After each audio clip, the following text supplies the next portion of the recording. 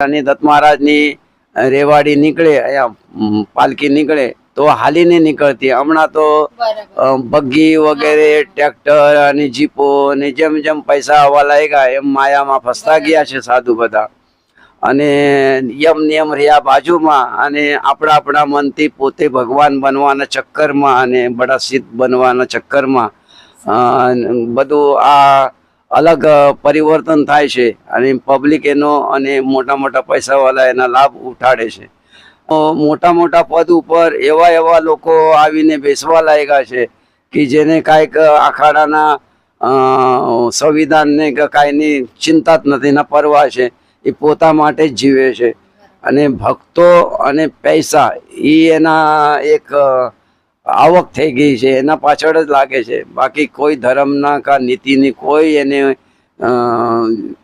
ઓલી રહી પડી નથી.